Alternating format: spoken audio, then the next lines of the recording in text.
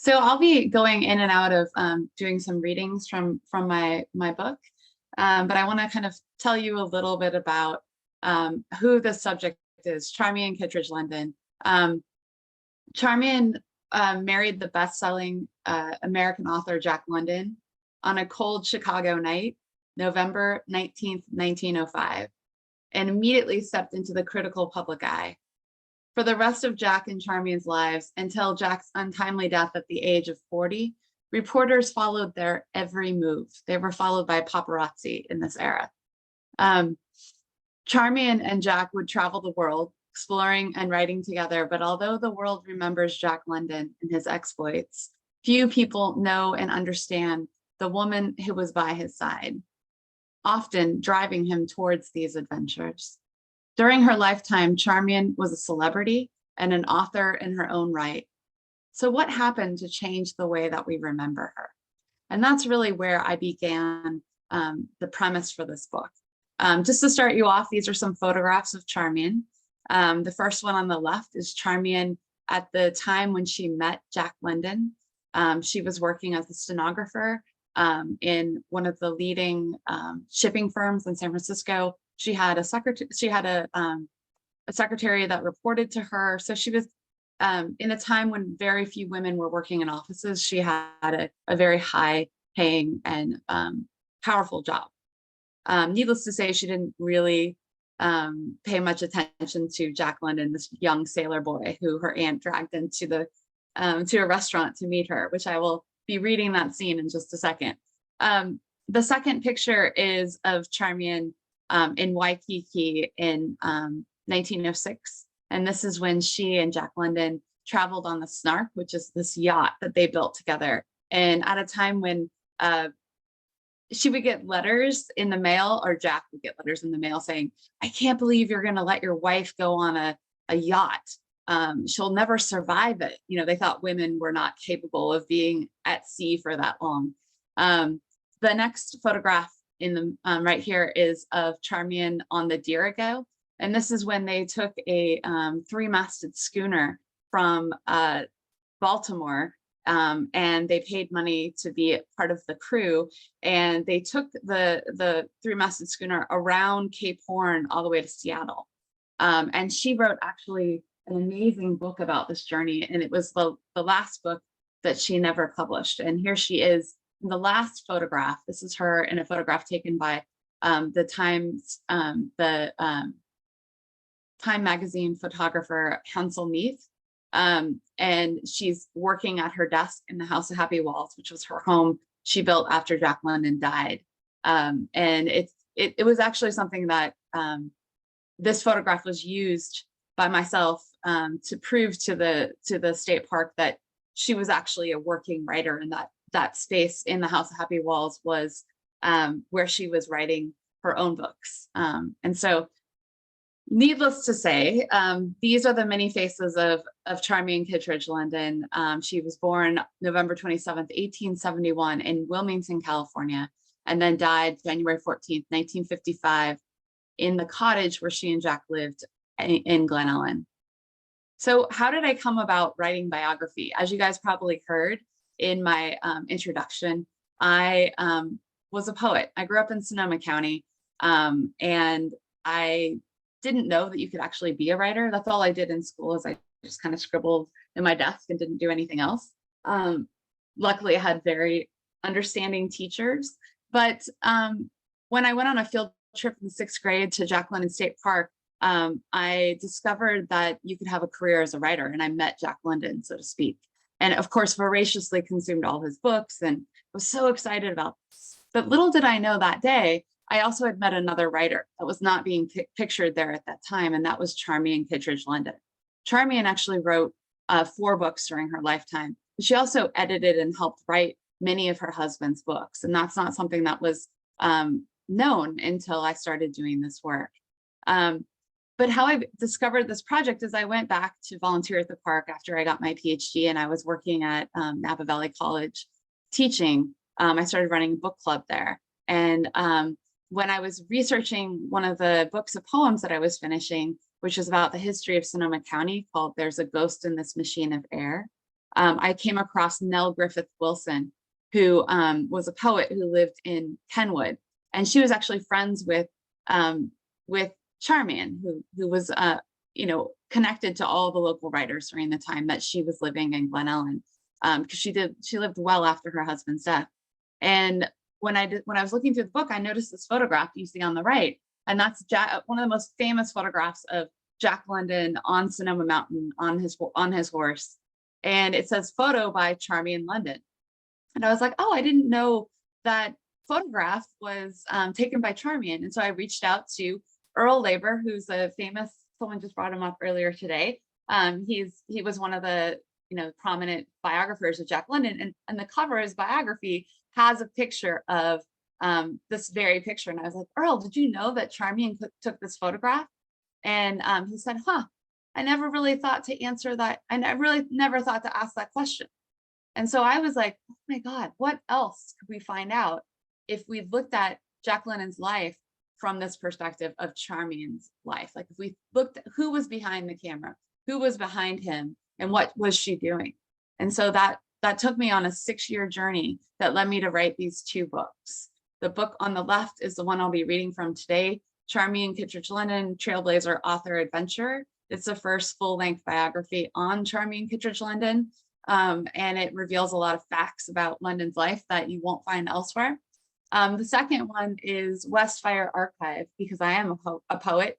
As I was working in the archives, I wrote a book of poems about that experience, about digging up the idea of like how we perceive biography and how to look at it from different perspectives. I also, in the middle of it, wrote poems about, I was poet laureate during the time that Santa Rosa was completely engulfed by fire in 2017. And so I had a very, the second section of the book is about autobiography and how that kind of rewrites who you are and your community when something like a tragedy like that happens.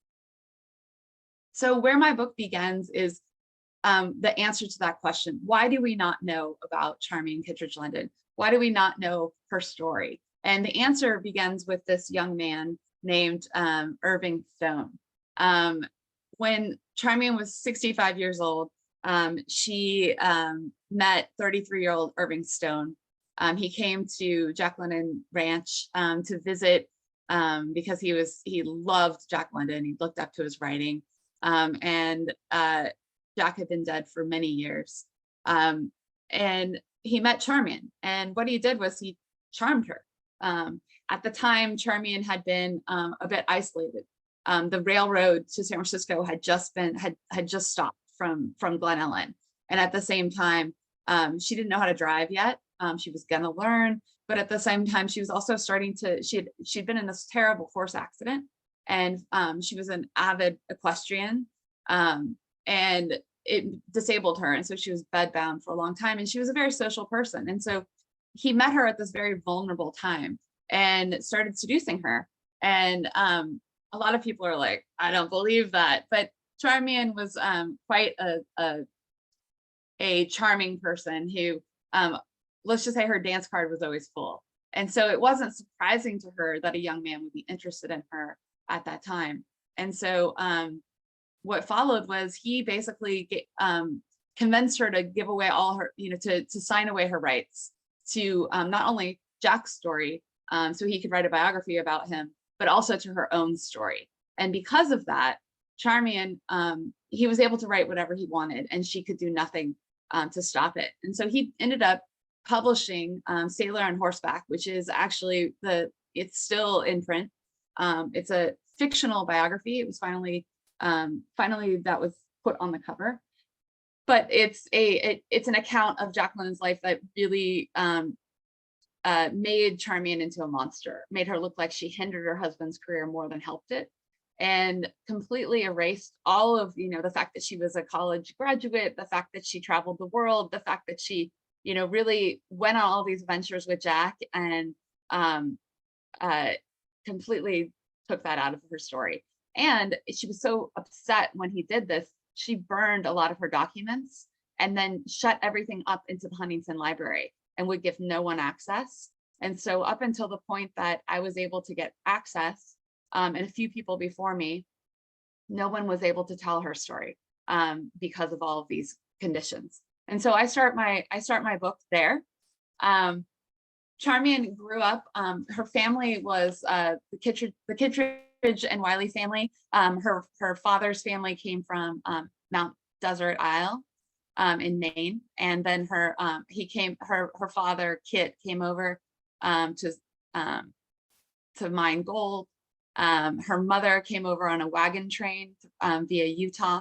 The Wiley family came from Wisconsin. And they were a very literary family. Her mother was well published. But unfortunately, by the time Charmian was 6 years old, her mother passed away. And so she was sent to live with her mother's sister, Nanetta Ames, and her husband, Roscoe, who was actually a friend of her father's, in Oakland. And this is the home they lived in. This is Charmian when she was 6 years old.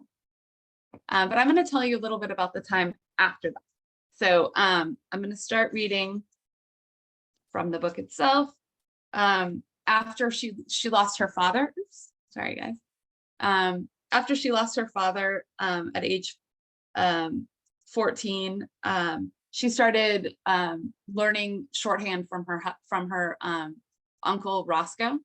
So I'll start here. Charmian was to transform her grief at the loss of her father into a fierce sense of self-sufficiency. Her uncle Roscoe L. Ames taught courses and private lessons based on his first book, The Manual of Light Line Shorthand, 1880. A few months after her father's death, Charmian asked Roscoe to teach her his cursive shorthand method for taking dictation and how to type on the royal typewriter he used for his business. These skills allowed her to work as a clerk at a time when business offices were still not considered appropriate places for women. Until the late 19th century, there were no women in offices at all. With the advent of the typewriter in 1873 and its wider adoption in offices by the 1880s, women began slowly to join the workforce. In 1886, women still made up only 15% of the office workforce. Charmian was not afraid to break with convention, even at 14. In return for Roscoe's lessons, she agreed to become his teaching assistant. The 2 years she spent working with her uncle gave her what she needed to set out on her own, the job outside the Ames's household, and the higher education her father had wanted for her. After 2 years working with Roscoe, she was so proficient in this male-dominated field that she could look for a job as a stenographer elsewhere. Close by, the first college west of the Rockies to grant degrees to women was just opening its doors, Mills Seminary and College in Oakland. She began working as a secretary to Susan Mills, the president and manager of the college. And in return, she received free room, board, and tuition. This was at a time when most girls ended their education with grammar school. Mills and her husband had served as Christian missionaries in Ceylon, present-day Sri Lanka, and in the Sandwich Islands, present-day Hawaii. Given the Mills' connections with these faraway places, it's no surprise that the school attracted students from around the world. Charmian was enchanted to find herself working in an office with thick rugs on the floor, art on the walls, and statues in every spare inch of the space. The Mills College office was a place of beauty, and to Charmian's delight, the woman she worked for had not only dreamed of traveling as Charmian had since childhood, but had gone out into the world and experienced it. So I'm going to skip ahead to when she leaves Mills College. Charmian, according to a notice in the Oakland Tribune, Charmian left Mills when she finished her course of study in June 1888, and Netta invited her to come live with her in her new house on Parker Street in Berkeley. Charmian agreed, but she insisted on renting the 2 rooms she would live in from her aunt so that she could maintain some of her hard-won independence. She took a job at Harding and Forbes shipping firm as a stenographer at $30 a month. Charmian saved this money, and before long, as she hired a Swedish woman named Hannah to do her cleaning and laundry. She also managed to purchase a rental property thanks to an inheritance from her father and uncle in Maine. Charmian took care in decorating in her new rented rooms in Netta's house, which she called her den. Her shelves were filled with books, and every surface held reproductions of her favorite marble sculptures. She hung paintings on the walls and installed an upright piano and what she called an absurdly elaborate tea table. Each morning, as she sat at her dressing table, crowned with photos of her family and friends, pinning back her chestnut hair, she thought about the day ahead of her. She would join the commuters at Dwight Way Station and take a key route rail car to the ferry terminal, where she would take a ferry across the bay to San Francisco waterfront. Her office was a few blocks walk up Market Street and then a right turn to 212 Sampson Street. At Mills, Charmian developed her interest in music into a serious practice as a pianist. Her aunt had finally taught her how to play when she turned 10. After work, she practiced for hours in her den. She took weekly lessons, and her piano teacher encouraged her to give several public concerts, including one in 1890 at the Irving Hall on Post Street in San Francisco. When she wasn't practicing the piano, she was out riding a rented horse until she could save enough money to buy her own. In the Berkeley Hills, she insisted on riding astride. For a woman to ride astride or cross saddle was still a controversial issue, even though many young women were riding bicycles at the time. Charmian refused to ride side saddle because she found it both dangerous and cumbersome. But women's fashions were not intended for riding in this way, so Charmian designed her own split skirt, a skirt she converted into loose pants like culottes. Rain Edward Bennett, a neighbor of the Ameses, wrote of seeing Charmian riding in Berkeley in the late 1890s when he was 8 years old. The first glimpse of Charmian Kittredge sparked a bright, windy morning in Berkeley when, with tresses flying, she galloped past our cottage on Dana Street, astride a white horse, shouting, "I'm a Valkyrie," to a startled child, and vanished down the highway in a cloud of dust. Riding empowered her, so it's not surprising that Charmian identified with the Norse women warriors. So I'm going to skip ahead to the moment when she meets Jack London, and I'll end with that part of the presentation. And I hope you guys are thinking of lots of questions to ask me. In the spring of 1900, she was 28 years old and working for E. Mickle and Company, one of the largest shipping firms in San Francisco. She even had a personal assistant reporting to her. She was engaged to Will Minstrel, but was not sure he was worth leaving her career over. Married women weren't allowed to keep jobs as stenographers at E. Mickle and Company, no matter how good they were at their jobs. One day, as she returned from a long day at work, she encountered a young man leaving Netta's house. He was dressed in bicycle trousers, a woolen shirt, and bicycle shoes. His name was Jack London, and he was then 24 years old. Charmian had overheard Netta and Roscoe discussing his Yukon stories, which had been appearing in the Overland Monthly since January 1899, but she had not read any of them. She went inside and said mockingly to Netta, "So that's your wonderful Jack London?" Netta chuckled and told her that his genius was so great, she soon wouldn't even notice his clothes. A few days later, Charmian exchanged her noon hours with her assistant so she could join her aunt and Jack for lunch at Young's restaurant on Market Street, near the Ferry Building in San Francisco. After the luncheon, London was to be photographed in Klondike gear, borrowed from the museum in the Ferry Building, to illustrate the article that Netta was writing about him for the Overland Monthly. According to Charmian's recollection of the day, she walked into the bustling cafe and saw her aunt seated with a rough but handsome young man. She was immediately struck by Jack's wide-set gray blue eyes and his full lipped mouth. When she walked over to the table, Jack awkwardly stood up and stuck out his hand to shake hers. When she took his hand, she was surprised by his forceful handshake. They sat down, and her aunt introduced her and bragged about her star role at the shipping firm. Jack was filled with curiosity and seemed to hang on every word the two women spoke. He asked her about the origin of her name and what it meant. She explained that her mother was a poet and had chosen it because in ancient Greek, it means what comes from joy. With the mention of literature, Jack asked if she had ever read Rudyard Kipling's, especially the short story, The Brushwood Boy. Charmian answered that yes, of course, she adored Kipling. When Jack asked what she was reading, Charmian told him Hardy's Tess of the D'Urbervilles. At her answer, Jack nearly jumped out of his chair, telling her he'd been trying to get his hand on that book for weeks, but couldn't because the library would not carry banned books. When Charmian offered to lend him the book, he was thrilled. Netta asked Charmian if she would review The Son of the Wolf, Houghton Mifflin's forthcoming collection of Jack's Overland Monthly stories. When Charmian cautiously agreed, Jack offered to have the early proof sheet sent to her. "It's a go, Miss Kittredge. I'll hold you to that." At the end of the luncheon, Jack asked when he could see Charmian again, so they could talk books and he could borrow Tess of the D'Urbervilles. Netta intervened to suggest that Jack accompany Herman Jim Whitaker when he came by to be interviewed for her perspectives on Jack. Jack agreed to come to their home in Berkeley before Charmian left the two of them to their photo shoot and headed back up to her office.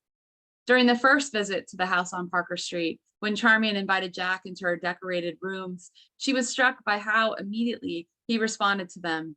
Unlike her Aunt Netta, Jack seemed to understand her need to surround herself with beauty. I had a feeling that he was brightly aware of the feminine individuality of the room, and he showed interest in my various girlish activities, whether in music or drawing, writing, even dancing. Jack walked around her den, picking up objects and asking questions. He particularly noted her statue of Venus de Milo and her bookcase overflowing with books.